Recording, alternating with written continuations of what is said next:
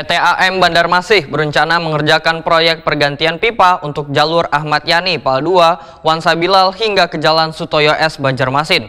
Pergantian pipa ini terkait dengan seiring terkendalanya distribusi Banyu Ledeng hingga ke ujung Banjarmasin Barat.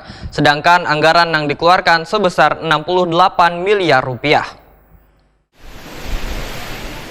PT Air Minum Banjarmasin berencana mengerjakan proyek pergantian pipa untuk jalur Ayani Pal 2, Sebilal hingga ke Jalan Sutoyo S Banjarmasin.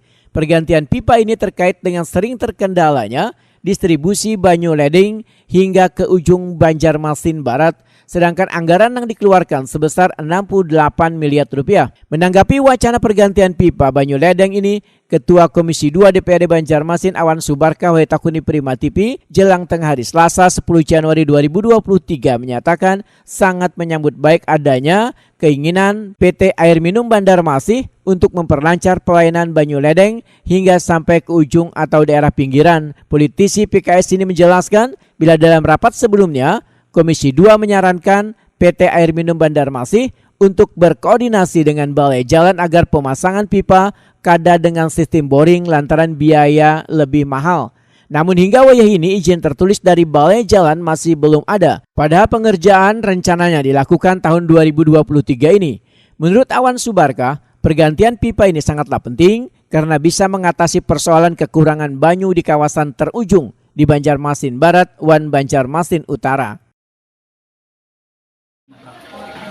Sebagaimana saran waktu rapat di Komisi 2, kita sarankan agar dilakukan koordinasi dengan Balai Jalan bahwa untuk menghemat biaya dengan pemasangan pipa yang tidak sistem terbuka, tapi yang penting ditutup, kemudian kualitas penutupan jalannya juga.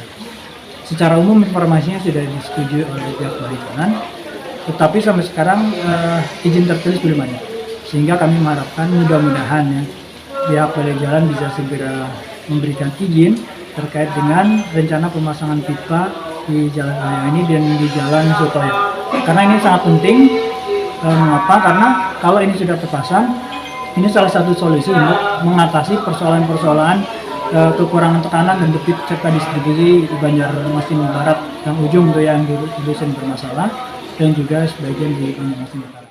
Awan Subarka menambahkan, menurut Habar pipa yang akan dipasang berdiameter 800 dengan panjang pipa masing-masing 1,2 pal, sedangkan pendanaannya dari PT Air Minum Banjarmasin, sedangkan sisanya meminjam pada perbankan. Dan kalau yang disetujui oleh Pemko, PDAM kemarin rencana akan meminta penyerahan modal kepada pemerintah kota. Kami sampai sekarang dari pemerintah kota belum ada menyampaikan ke Dewan apakah memang rencana akan dilakukan penyerahan modal atau tidak. Karena di anggaran murni tahun 2023 tidak ada anggaran untuk penyerahan modal ini.